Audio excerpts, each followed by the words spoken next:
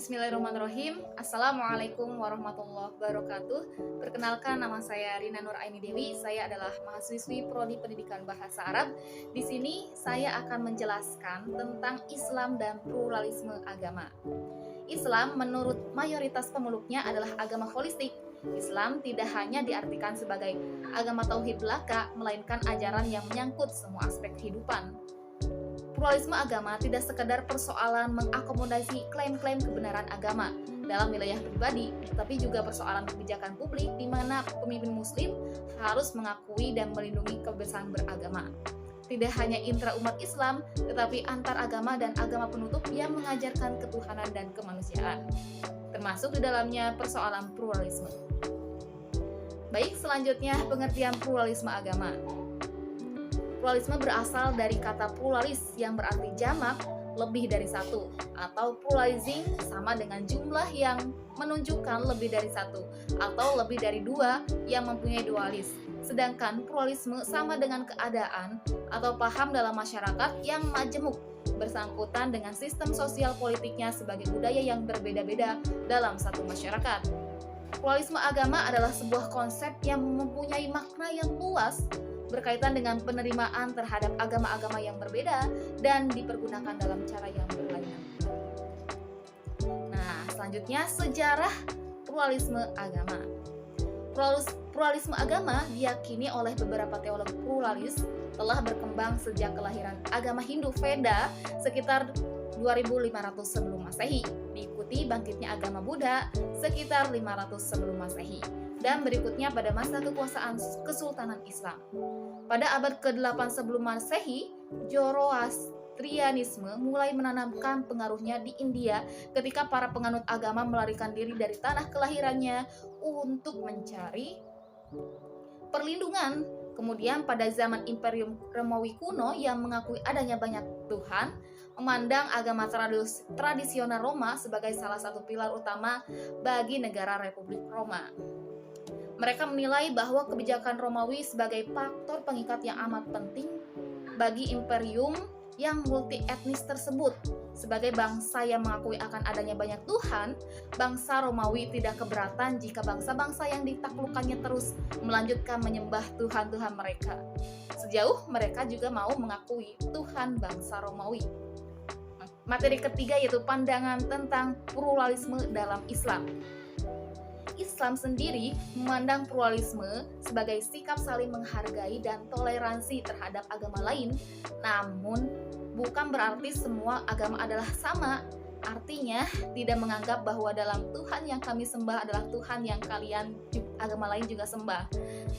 Namun, demikian Islam tetap mengakui adanya pluralisme agama, yaitu dengan mengakui perbedaan dan identitas agama masing-masing. Lakum dinukum waliyadin. Di sini pluralisme diorientasikan untuk menghilangkan konflik, perbedaan, dan identitas agama-agama yang ada. Baik, materi selanjutnya yaitu etika pluralisme agama dalam Al-Quran. Secara normatif, di dalam Al-Quran terdapat ayat-ayat yang isinya mengarah pada nilai-nilai dan etika pluralisme. Di antaranya Quran Surat Al-Hujurat ayat 13 yang artinya, "Hai manusia, sesungguhnya kami menciptakan kamu dari seorang laki-laki dan seorang perempuan dan menjadikan kamu berbangsa-bangsa dan bersuku-suku supaya kamu saling kenal mengenal. Sesungguhnya orang yang paling mulia di antara kamu di sisi Allah adalah orang yang paling takwa di antara kamu. Sesungguhnya Allah Maha Mengetahui lagi Maha Mengenal." Ayat ini dapat dipahami sebagai konsep pluralisme universal dalam ajaran Islam. Ayat tersebut menunjukkan bahwa Al-Quran menerima pluralitas agama. Bahkan menurut salah satu doktrin penting, serta menegaskan kesatuan iman. Pluralisme merupakan kebijakan Tuhan yang berlaku dalam sejarah. Hal itu termaktub dalam Quran Surat Ar-Rum ayat 22 dan Quran Surat Yunus ayat 19 yang artinya, manusia dahulu hanyalah satu umat, kemudian mereka berselisih, kalau tidaklah karena suatu ketetapan yang telah ada dari Tuhanmu dahulu. Pastilah telah diberi keputusan di antara mereka tentang apa yang mereka perselisihkan itu. Mengenai berbagai komunitas, Al-Quran menyebutkan dalam Quran Surat Al-Ma'idah ayat 48, untuk tiap-tiap umat di antara kamu, kami diberikan Kami berikan aturan dan jalan yang terang. Dan juga Quran Surat Al-Baqarah ayat 148 yang artinya, dan tiap-tiap umat ada kiblatnya sendiri yang ia menghadap kepadanya.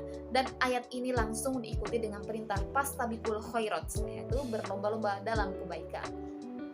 Maka dari itu, jikalau pluralisme ditinjau dari ayat-ayat Al-Quran merupakan ajaran dalam Islam itu sendiri, di mana Islam merupakan agama universal yang mengedepankan ketundukan dan kepasrahan kepada Tuhan Sang Maha Pencipta.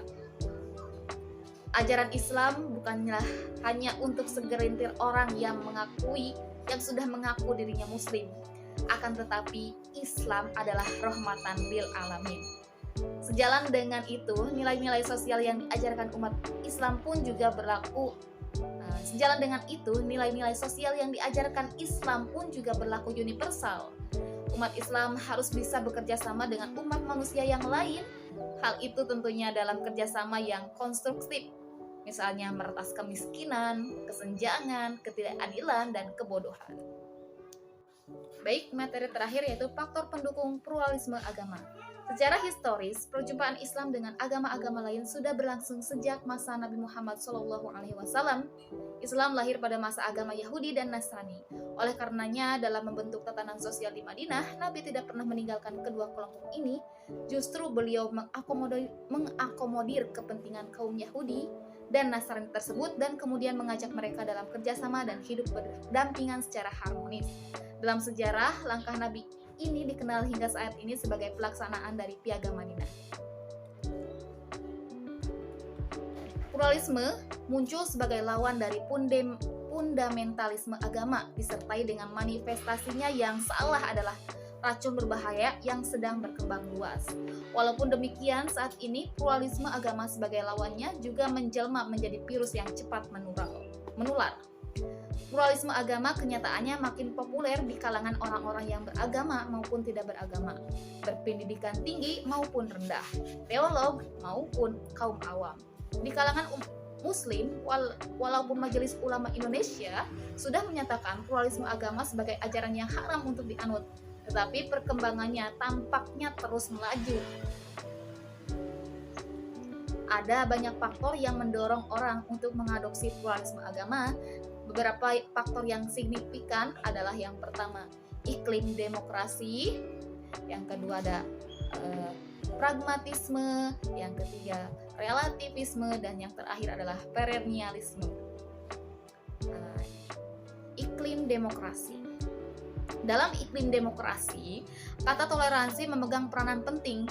Sejak dahulu di negara Indonesia, masyarakat telah diajarkan untuk saling menghormati kemajemukan suku, bahasa, dan agama. Berbeda-beda tetapi satu jua. Begitulah moto yang mendorong banyak orang untuk berpikir bahwa semua perbedaan yang ada pada dasarnya bersifat tidak hakiki. Beranjak dari sini, kemudian toleransi terhadap keberadaan penganut agama lain dan agama-agama lain mulai berkembang menjadi penyamarataan semua agama. Yang kedua, pragmatisme. Dalam konteks Indonesia maupun dunia yang penuh dengan konflik horizontal antar pemeluk agama, keharmonisan merupakan tema yang digemakan di mana-mana. Aksi-aksi fanatik dari pemeluk agama yang bersifat destruktif dan tidak berguna bagi nilai-nilai kemanusiaan membuat banyak orang menjadi muak. Dalam konteks ini, pragmatisme bertumbuh subur. Banyak orang mulai tertarik pada ide bahwa menganut pluralisme agama menjadi pluralis akan lebih baik daripada seseorang yang penganut agama tertentu yang fanatik. Akhirnya, orang-orang ini terdorong untuk meyakini bahwa keharmonisan dan kerukunan lebih mungkin dicapai dengan mempercayai pluralisme agama daripada percaya bahwa hanya agama tertentu yang benar. Faktor yang ketiga yaitu relativisme. Kebenaran itu relatif, tergantung siapa yang melihatnya. Ini adalah pandangan yang populer. Dalam era postmodern, ini penganut relativisme percaya bahwa agama-agama yang ada juga bersifat relatif. Masing-masing agama benar menurut penganutnya atau komunitasnya. Kita tidak berhak menghakimi iman orang lain. Akhirnya kita selayaknya berkata, agamamu benar menurutmu, agamaku benar menurutku. Kita sama-sama benar. Relativisme agama seolah-olah ingin membawa prinsip win-win solution, ke dalam area kebenaran. Faktor yang keempat yaitu perennialisme.